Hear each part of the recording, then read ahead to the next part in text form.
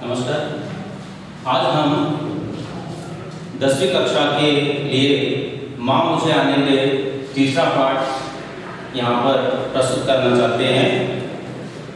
तीसरा पाठ जो है माँ मुझे आने दे, शीर्षक से ही पता चलता है कि एक माँ से बेटी अपने मन की बात को वहाँ पर माँ से कहती है।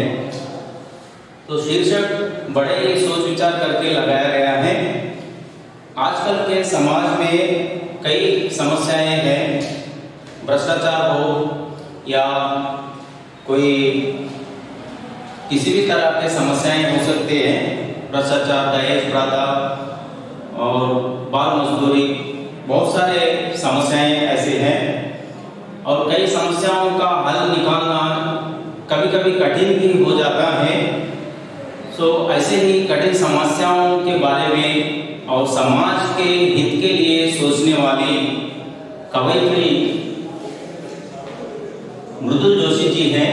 मृदुल जोशी जी बहुत ही सामाजिक सुधार लाने के विषय में ज्ञान प्रदान करने के कई सारे रचनाएं कर चुके हैं।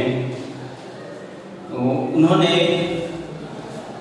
10वीं कक्षा के छात्रों के लिए माँ मुझे आने दे कविता पाठ के माध्यम से समाज के एक ऐसे ही प्रकार का समस्या सुलझाने हेतु और उसके लिए जो प्रेरणा छात्रों के, आप जैसे छात्रों के लिए प्रेरणा प्रदान करने के लिए बताने का कोशिश किया है। तो इसमें चलते हैं। उन्मुखीकरण पहला है। उन्मुखीकरण का विषय जो है पाठ के अंतर्गत जो आपको दिलचस्पी लाने के लिए और पाठ से संबंधित कुछ जानकारी, सोच विचार, आपके जो मनोबल को बढ़ाने के लिए यहाँ पर उन्मुखीकरण में कुछ ना कुछ विषय प्रदान करने का कोशिश हुआ है। देखते हैं इस उन्मुखीकरण में क्या विषय छिपा है, कवयित्री हमें क्या समझाने का कोशिश करती हैं। उन्मुखीकरण है, माँ चाहिए, बहन चाहिए, पत्नी चाहिए, फिर बेटी क्यों नहीं चाहिए।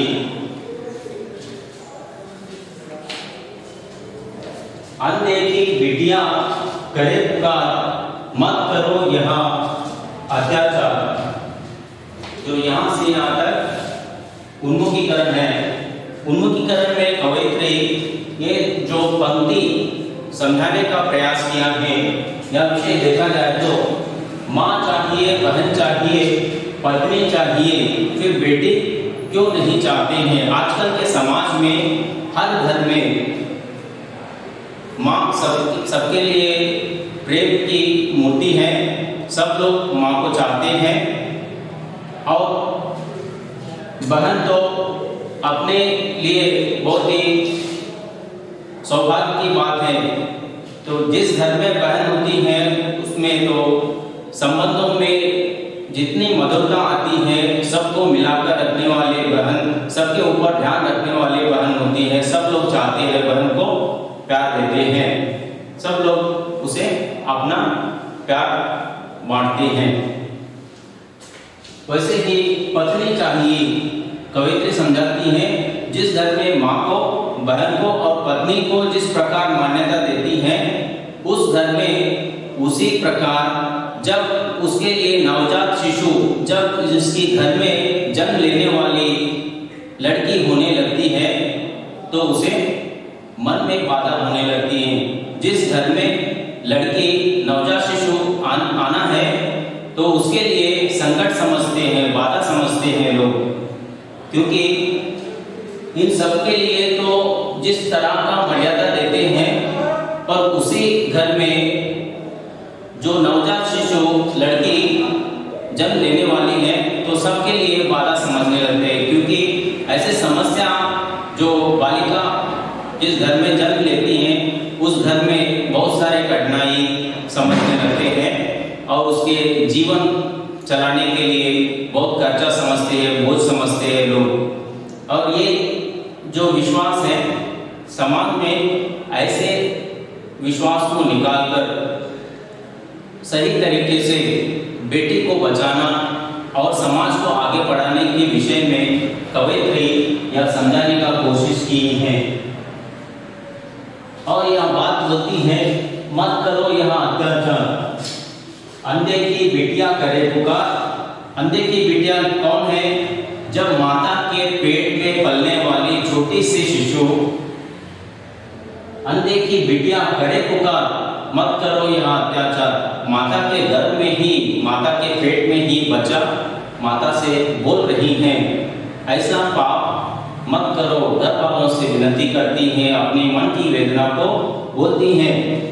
क्योंकि आजकल समाज में देखा जाए तो लड़की होने लगती है तो उसे माता को पसंद ना होते हुए भी डॉक्टर के पास ले जाकर उसके पेट में पलने वाली लड़की हो तो उसे निकाल दिया जा रहा है, उसे मार दिया जा रहा है।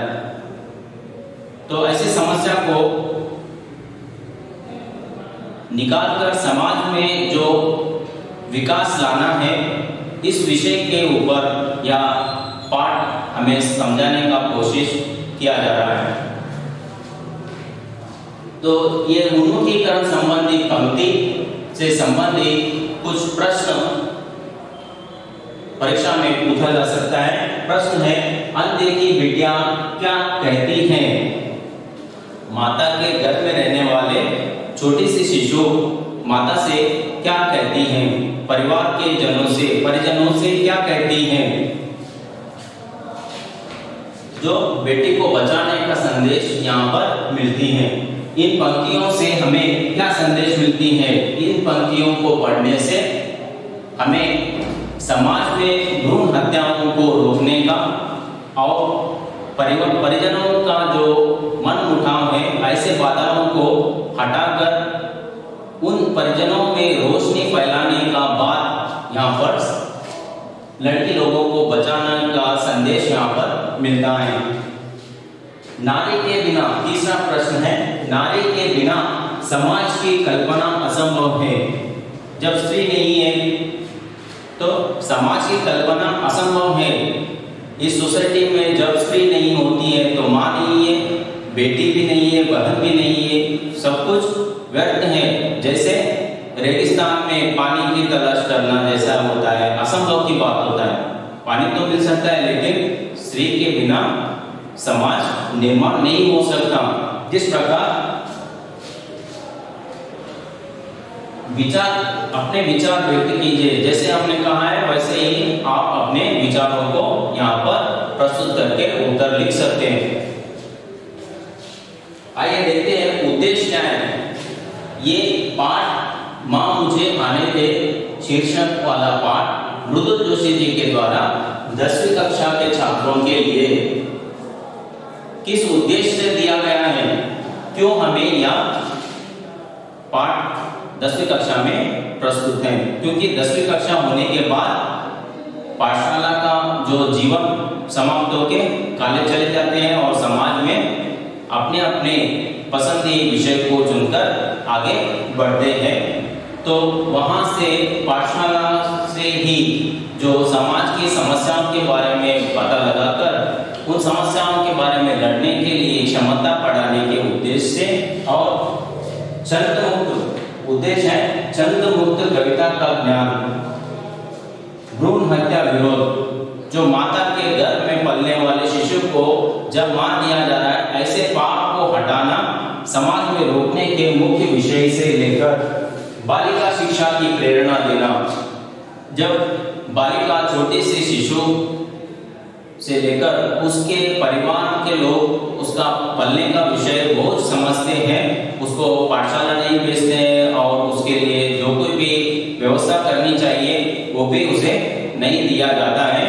तो ऐसे बालिका शिक्षा, उसे आगे बढ़ने की जो कार्य है उसे प्रेरणा देना, उसका विकास करने की प्रेरणा देने के लिए और छंद मुक्त कविता का ज्ञान कराने के लिए भी यह पाठ आपको दिया गया है। छंद मुक्त कविता क्या है?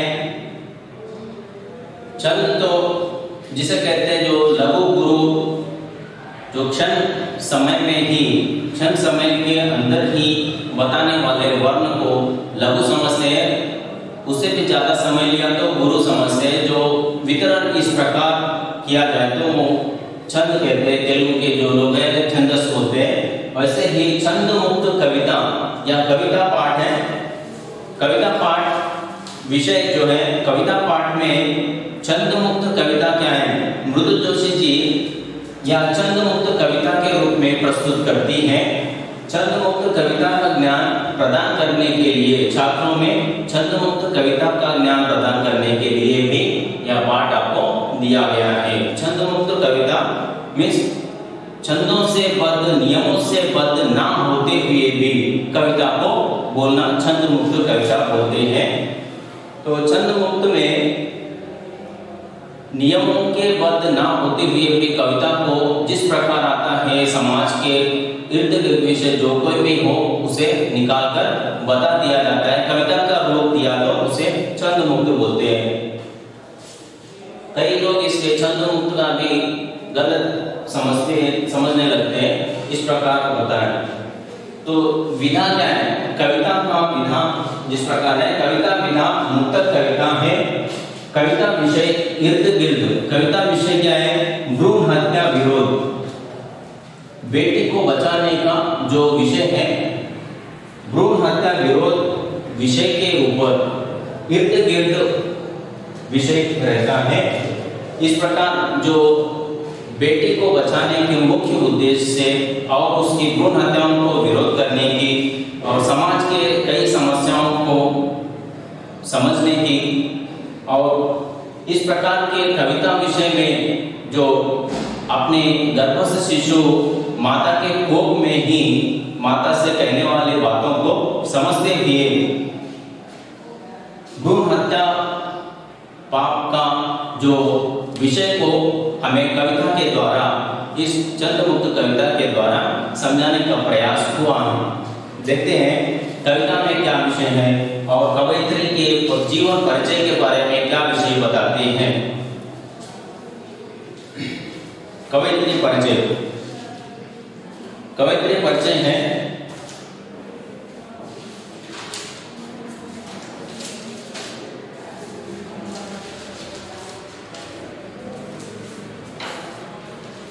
कवयित्री मृदुल जोशी जी हैं। माँ मुझे आने दे कविता की कवयित्री मृदुल जोशी जी हैं।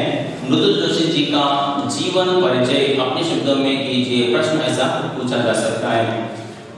मृदुल जोशी जी का साहित्यिक परिचय अपने शब्दों में कीजिए। प्रश्न को ऐसा भी बदल कर पूछा जा सकता है।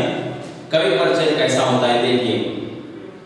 ओके, कविता के लिखने वाले को कवि कहते हैं, कवयित्री कहते हैं। जब कहानी हो या निबंध हो उसे लेखक होते हैं। तो यहाँ पर कविता लिखने वाले कवयित्री का जीवन परिचय समझने का प्रयास करते हैं। जैसे इनका जन्म सन 1960 में हुआ। उनका जन्म 1960 में हुआ।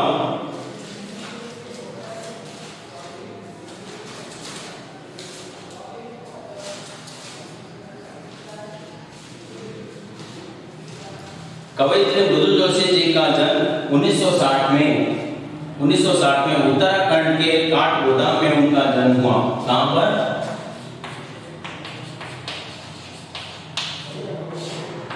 उत्तराखंड के काठगोदाम में उनका जन्म हुआ है। और इनकी रचनाओं का मुख्य विषय क्या है? जितने भी उन्होंने किताबें लिखे हैं, रचनाएं किए हैं और ढेर सारे साहित्य के संबंधी सेवाएं किए, उनका जो भी किताबें हैं, रचनाएं, उनका विषय है, मुख्य विषय नारी चेतना और समाज का निर्माण। नारी चेतना क्या है? समाज में नारी के प्रति, स्त्री के प्रति जिस प्रकार दबाव है, जिस परिवार में नारी को कम समझा जा रहा है, समाज में नारी को कम समझा जाता है, तो ऐसे विषयों को लेकर उन्होंने ढेर सारे कविताएं, रचनाएं कर चुकी हैं। और समाज का निर्माण, समाज में स्त्री और पुरुष दोनों भी समान हैं। तो ये विषय को भी उन्होंने अपने रचनाओं के माध्यम से समाज के सामने रखा है। और आप जैसे छात्रों को आगे चलकर समाज को समझना है और समाज में सुधार लाने का प्रयास करना चाहिए। इनकी बहुत चर्चित रचनाएं, अन्य रचनाएं लिरिकल वर्क हो या उनके अन्य लिरिक्स हो या बुक्स हो, जिस प्रकार के हैं, इनकी चर्चित रचनाएं समकालीन हिंदी काव्य में आम आदमी, उसके बाद गुम हो गए अर्थ की तलाश में, शब्दों के क्षितिज से, इन दिनों, इस प्रकार के 4 प्रकार के रचनाएं यहाँ पर उदाहरण के तौर पर दिया गया है। फिर से एक बार देखिए, समकालीन हिंदी काव्य में आम आदमी, गुम हो गए अर्थ की तलाश में, तीसरा है शब्दों के क्षितिज से, चौथा है इन दिनों।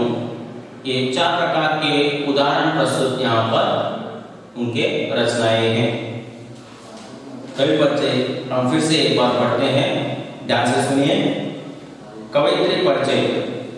कवयित्री मृदुल जोशी जी का जन्म सन 1960 में उत्तराखंड के खाटगोदा में उनका जन्म हुआ। इन्होंने साहित्य की बहुत खूब सेवा की है। इनके साहित्यिक विषय हैं नारी चेतना और सम समाज का निर्माण, स्त्री पुरुष की समानता के ऊपर उन्होंने बहुत सारे रचनाएं कर चुकी हैं। इनकी चर्चित रचनाएं हैं समकालीन हिंदी काव्य में आम आदमी, गुम हो गए अर्थ की तलाश में, शब्दों के क्षितिज से, इन दिनों आदि इन्होंने रचनाएं कर चुकी हैं। ये कवि परिचय है।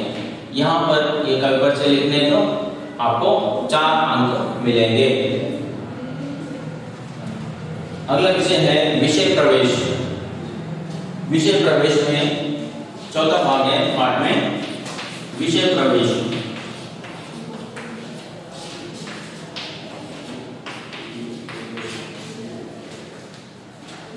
विषय प्रवेश में क्या होता है, कविता संबंधी विषय को किस हद तक हम समझ सकेंगे उसका परिचय यहाँ पर थोड़ा सा जानकारी मिलता है।